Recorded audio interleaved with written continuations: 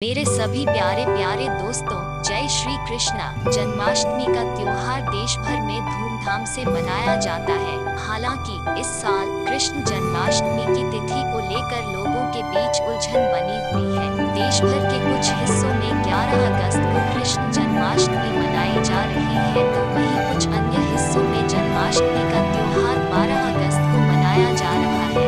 दरअसल माना जाता है कि भगवान श्री कृष्ण का जन्म भाद्रपद यानी कि भादो माह की कृष्ण पक्ष की अष्टमी को हुआ था, जो इस साल 11 अगस्त को है। भगवान श्री कृष्ण का जन्म भाद्रपद यानी कि भादो महीने की कृष्ण पक्ष की अष्टमी को रोहिणी नक्षत्र में हुआ था। इस वजह से यदि अष्टमी तिथि के हिसाब से देखा जाए तो 11 अगस्त को जन्माष्टमी होनी चाहिए, लेकिन रोहिणी नक्षत्र को देखो तो फिर 12 अगस्त को कृष्ण जन्माष्टमी होनी चाहिए। ऐसे में कुछ लोग 11 तो वहीं कुछ अन्य 12 अगस्त को कृष्ण जन्माष्टमी का त्योहार मनाएंगे। हालांकि मथुरा में 12 अगस्त को जन्माष्टमी मनाई जाएगी। भगवान श्री कृष्ण का जन्म भाद्रपद कृष्ण अष्टमी बुधवार को रोहिणी नक्षत्र में अर्धरात्रि के समय में वृष के चंद्रमा में हुआ था। अतः अधिकांश उपासक बातों में अपने अपने अभीष्ट योग का ग्रहण करते हैं, परंतु शास्त्र में इसका दो भेद है। एक है सुधा और मिथ्या।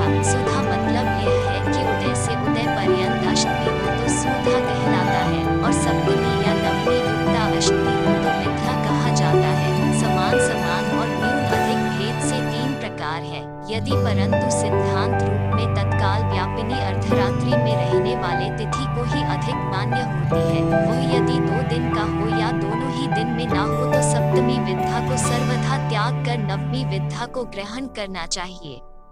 हमारे अनेक पुराणों में भी इसका वर्णन है। माधव का मत है कि अष्टमी 2 प्रकार की है, पहले जन्माष्टमी और दूसरी जयंती। इसमें पहले केवल अष्टमी को ही माना गया है। स्कंद पुराण में भी यही बात कही गई है। निर्णय सिंधु में कहा गया है कि यदि दिन या रात में कला मात्र में भी रोहिणी हो तो विशेषकर चंद्रमा से मिली हुई रात्रि को मान लेना चाहिए। भविष्य पुराण में कहा गया है कि भाद्रपद मास के कृष्ण जन्माष्टमी व्रत को कहा गया है केवल जन्माष्टमी में ही उपवास करना है। यदि वह तिथि रोहिणी नक्षत्र युक्त हो तो जयंती नाम से कही जाती है। वहीं पुराणों में कहा गया है कृष्ण पक्ष की अष्टमी यदि एक कला भी रोहिणी नक्षत्र हो तो उसको जयंती के नाम से कहा जाता है। उसमें प्रयत्न से उपवास करना चाहिए। विष्णु रहस्य में भी कहा गया है कि कृष्ण पक्ष अष्टमी में रोहिणी नक्षत्र युक्त भाद्रपद मास में हो तो जयंती नाम वाली कही गई है। ज्योतिष के विद्वानों ने भी रोहिणी योग अर्धरात्रि में उत्तम, अर्धरात्रि के बाद रोहिणी योग मध्यम और दिन के आदि में रोहिणी नक्षत्र अधम कहा गया है। वशिष्ठ संहिता में वर्णन है कि यदि अष्टमी तथा रोहिणी इन दोनों का योग अर्धरात्रि में अंश पूर्ण भी हो तो मुहूर्त मात्र में भी यह योग से उसी दिन को ही मान लेना चाहिए। विष्णु धर्मोत्तरा पुराण में भी कहा गया है कि यह योग आधी रात के बाद रोहिणी उदय होने पर शुद्ध आत्मा स्नान कर यदि उसी दिन अगर उदयकालीन में अष्टमी हो तो भी उसी दिन को व्रत पालन कर लेना चाहिए।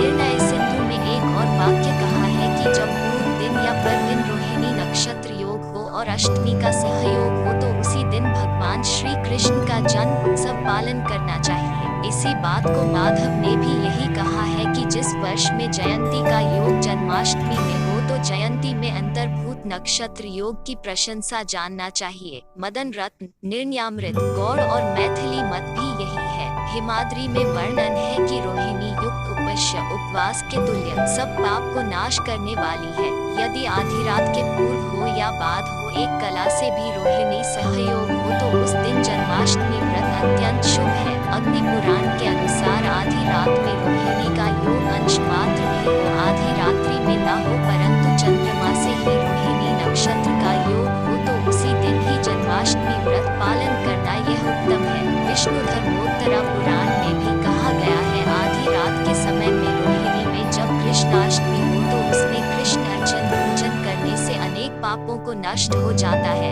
हम श्री कृष्ण जन्म का पालन करते समय कुछ अन्य बात भी ध्यान रखना चाहिए कि अगर दिन में अष्टमी हो और रात्रि के अंत में रोहिणी युक्त हो तो यह जयंती के लिए विशेष शास्त्र मत है। ब्रह्मांड पुराण में कहा गया है अभिजीत नाम वाला नक्षत्र था, जयंती नाम वाली रात्रि, विजय नाम का मुहूर्त होता है। इसी में भगवान श्री कृष्ण जनार्दन अवतरित हुए हैं। तो दिन में या रात में कला मात्र भी रोहिणी का योग हो, अष्टमी संयोग हो, बुधवार का दिन हो तो यह जन्म उत्सव के लिए सबसे ग्राह्य है। इसमें रोहिणी का योग आधी रात में भी है तो व्रत महोत्सव के लिए उत्तम है। इन सभी पुराण मत के अनुसार इस वर्ष भगवान श्री कृष्ण जी का जन्म उत्सव 12 अगस्त को मनाया जाए, क्योंकि 12 अगस्त को बुधवार भी है। उदया तिथि में अष्टमी है। रोहिणी नक्षत्र रात्रि में स्पर्श कर रही है।